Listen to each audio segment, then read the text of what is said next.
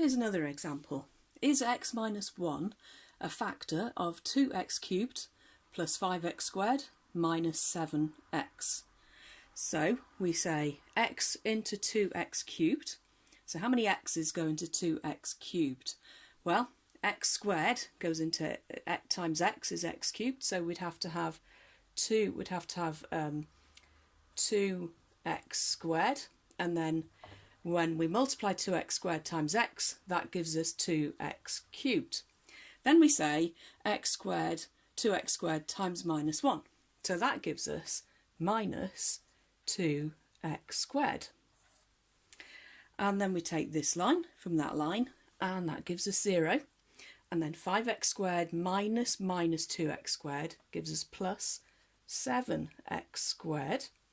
Then we bring our minus 7x down here. And then we say, how many x's go into 7x squared? That gives us plus 7x. Okay, so 7x times x gives us 7x squared.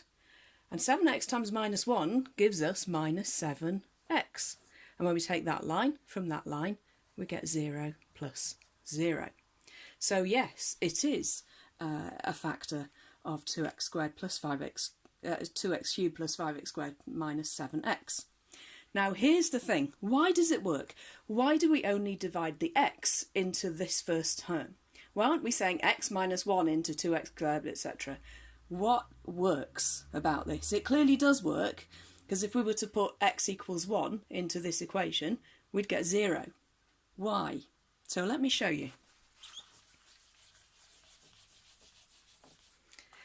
Supposing I want to divide 12 into 288. So our normal thing is going 12 into 288.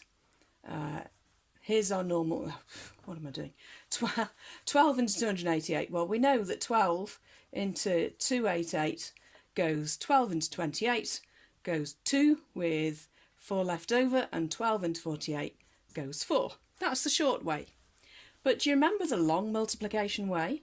12 into 288. 12 into 28 goes 2. 2 times 12 is 24. Take this line from that line, gives us 4. Drop the 8 down, gives us 8. 12 into 48 goes 4. And then we say 4 times 12 is 48. And we get our 0. Do you remember that? A long time ago. Now let me show you another way of doing that. And this then will start to make some kind of sense.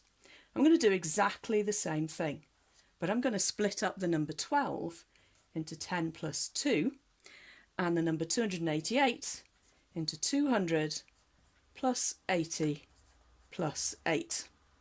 And now the penny will start to drop. 10 into 200. So let's just use this like we did the x. 10 into 200 goes 20. If we say 20 times 10, we get 200.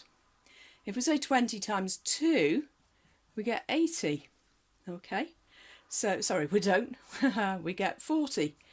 Okay, and so we take this line from that line, and we get 0 plus 40 from 80 is 40. We then drop the 8 down, and we get 4 plus 40 plus 8. And we say, okay, how many 10s go into 40? Well, we know 4.